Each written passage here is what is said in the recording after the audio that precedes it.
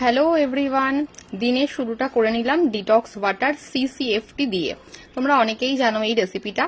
আর সাথে আজকে মেয়েকে টিফিনে দিয়েছিলাম একটা অন্যরকম ডিশ। যদি তোমাদের এই ডিশটার রেসিপি লাগে অবশ্যই আমাকে জানিও। ওয়ান টাইপ অফ আলুর পরাঠা, বাট একটু অন্যরকম ভাবে তোমরা তোমাদের বেবিদেরকে বা তোমরা নিজেরাও কিন্তু খেতে পারো। একদম দেখো, মানে সামান্য পরিমাণ একটু অয়েল ব্রাশ করে নিয়ে এটা করা হয়েছিল। ভীষণই হেলদি এবং ভীষণই টেস্টি, তাই আমিও এটা দিয়ে ব্রেকফাস্ট সেরে ফেললাম। সাথে দেখলাম রান্নাঘরে হচ্ছে বেগুন ভর্তা। এটা আমার ভীষণ ফেভারিট। তোমরা অনেকে বেগুন খেতে ভালোবাসো না, বাট তাও আমার ভীষণ ভালো লাগে।